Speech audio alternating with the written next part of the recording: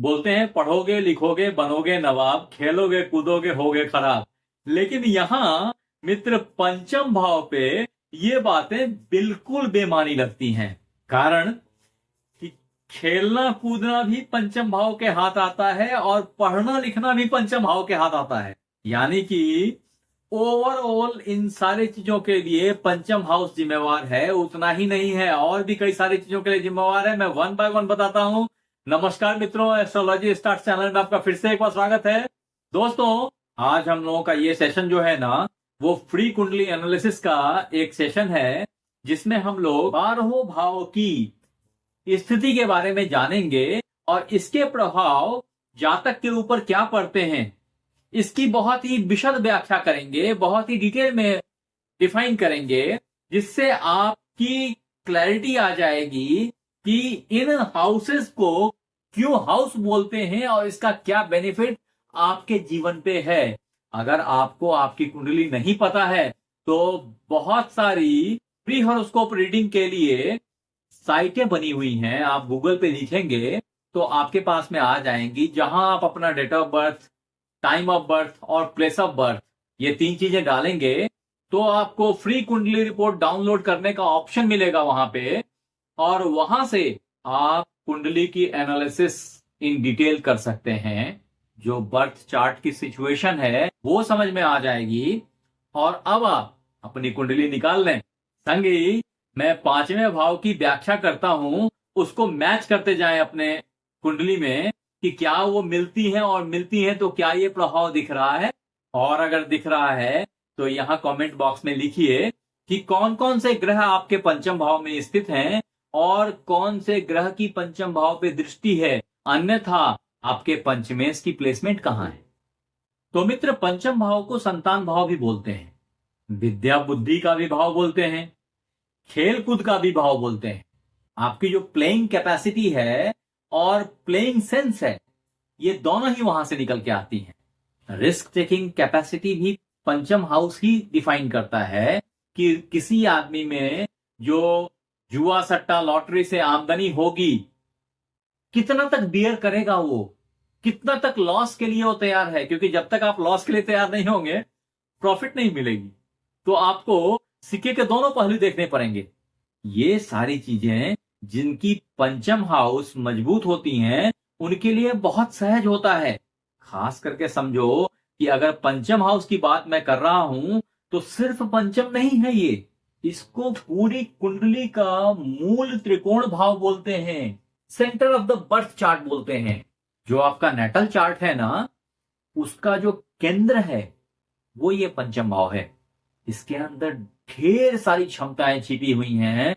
Not only this, in fact इससे आपके संतान को देखते हैं, आपके संतान के साथ आपके रिलेशनशिप को देखते हैं, वो संतान पाप है या पुण्य है ये देखते हैं, और आपके पुण्य की आमदनी भी इसी हाउस से देखते हैं कि पूर्व जन्म में जो पुण्य आपने किए उसकी प्राप्ति इस जन्म में कितनी मात्रा में होनी है। वो पंचम हाउस जितना सुदृढ़ है उसके बेसिस पे ही आपको प्राप्ति होगी।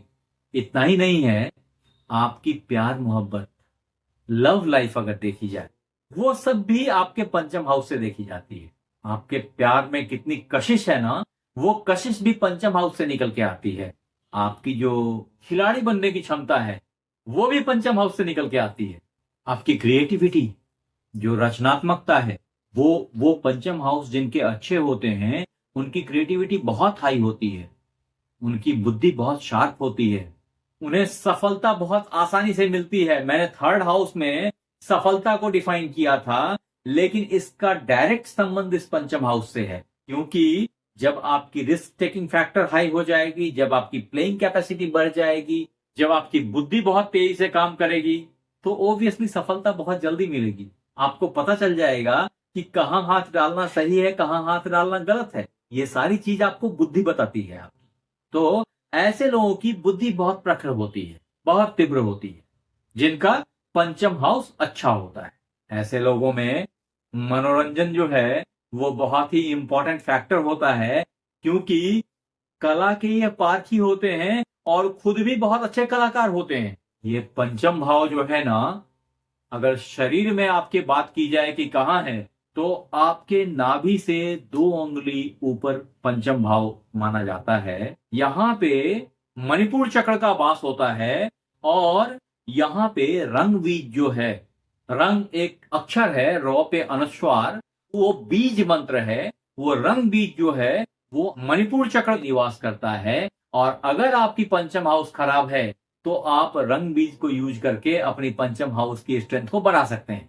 महिलाओं में ये गर्भ का कारण होता है, पुरुषों में ये स्पर्म की स्ट्रेंथ को बताता है, अदरवाइज पुरुष नपुंसक हो जाए।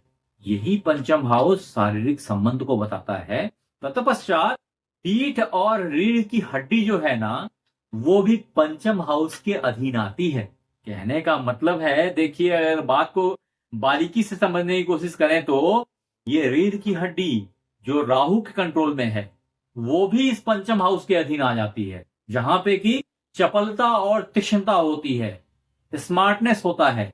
ये पंचम हाउस कुंडली का अमृत भाव है, मूल भाव है। अगर आपका पंचम हाउस अच्छा है तो आपकी जिंदगी एकदम यू टेक ऑफ लेती है। अब अगर पंचम हाउस खराब हो या पंचमेश कहीं नीच के बैठे हों, अन्यथा पंचम हाउस में कोई ग्रह आकर के पंचम भाव को नीच कर दे, अथवा कोई ग्रह उच्च के स्थान पे बैठ करके अपनी नीच दृष्टि से पंचम हाउस को देखे, या पंचम हाउस का एंटी प्लैनेट अगर पंचम हाउस को देखे, तो इन सब हालत में पंचमेश कमजोर हो जाता है, पंचम भाव की स्थिति कमजोर हो जाती है। और अगर कमजोर होगा तो क्या होगा?